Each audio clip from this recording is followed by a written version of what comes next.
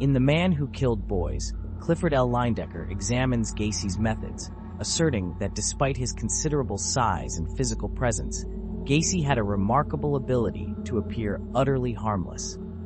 He ingratiated himself with Chicago's political elite, gained the trust of parents throughout his neighborhood, and established himself as a respected businessman.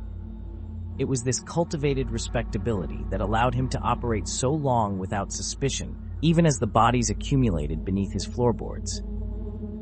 But what drove this man to commit such atrocities?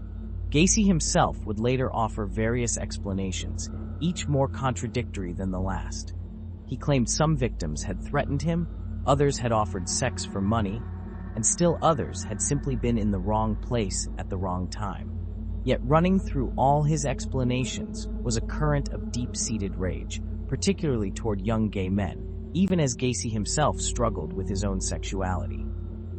The investigation that finally brought Gacy to justice began with that December disappearance of Robert Piest.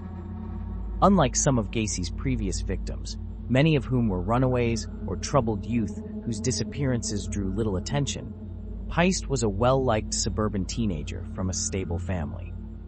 When police learned he had last been seen talking to Gacy about a job, they began to take a closer look at the successful businessman's background. What they discovered would shock even hardened investigators. As surveillance of Gacy intensified, police noticed him making late-night visits to the Des Plaines River. Was he disposing of evidence? These trips would prove crucial to breaking the case. Meanwhile, detectives digging into Gacy's past uncovered his Iowa conviction and began receiving disturbing reports from young men who had managed to escape his clutches. The facade finally crumbled on December 21, 1978, when police executed a search warrant on Gacy's house. The smell from the crawlspace was overwhelming.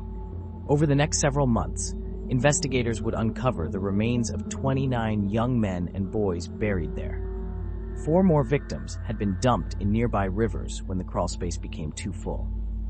Consider for a moment the psychological toll on the officers who spent weeks excavating those bodies from the cold earth beneath Gacy's house. Many would later require counseling to deal with the trauma of what they witnessed. One detective recalled finding victim after victim stacked like cordwood in the narrow space, some buried so close together their remains had become entangled.